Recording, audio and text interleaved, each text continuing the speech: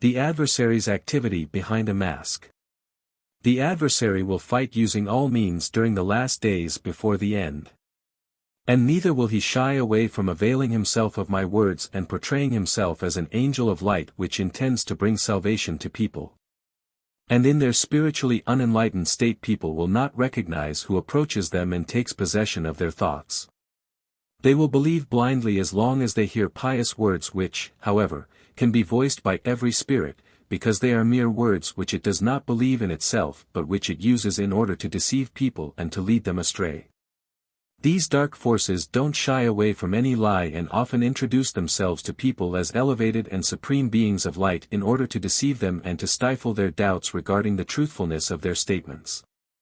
And you will be surprised in which way my adversary will continue to influence people through his accomplices during the last days. For he wants to imitate me. Just as I myself convey the pure truth to earth, he, too, will try to impel people to listen to him by disguising himself as an angel of light. And people's obsession with making contact with supernatural spheres, with receiving extraordinary information and thus with entering a realm which is outside of this earth often provides my adversary with the opportunity to push himself forward and to be of service to people in order to confuse their thoughts, so that they are no longer able to recognize the pure truth if it is offered to them, because they, too, want to push themselves forward and regard themselves as recipients of the truth.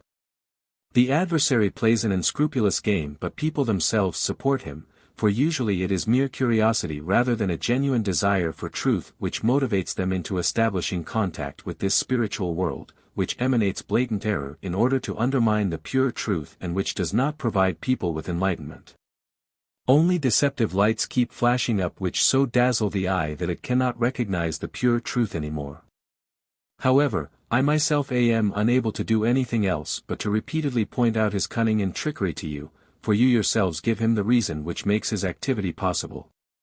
For as soon as you strive towards me with profound sincerity and desire the purest truth from me, I would truly not let you fall into his hands, and you would realize brightly and clearly that you are only being deceived by evil spirits, and time and again I have revealed the attributes to you by which you can recognize them.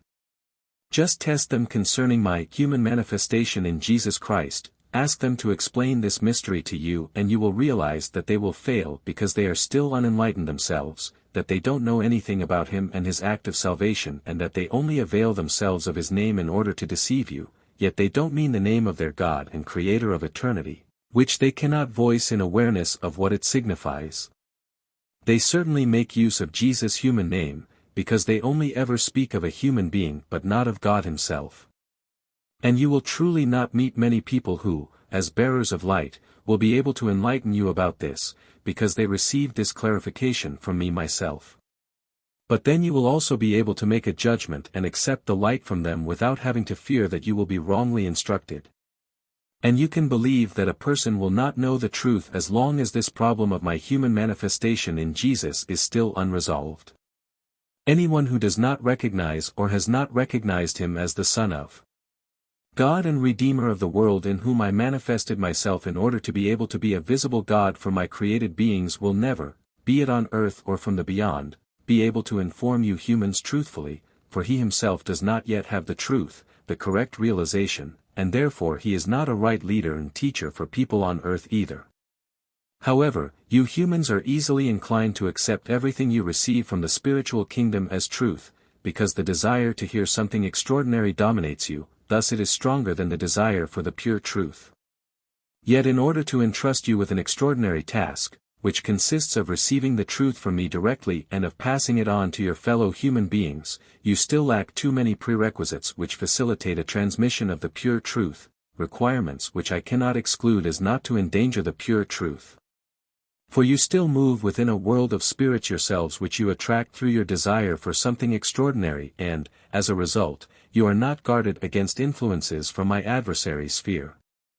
Neither do you free yourselves from this influence, instead, you place yourselves at the disposal of these forces time and again which you, however, would definitely repel through heartfelt devotion to me in Jesus Christ, through devotion to your Father and Redeemer, who is your refuge and protection against everything that is unspiritual and that wants to encroach upon you.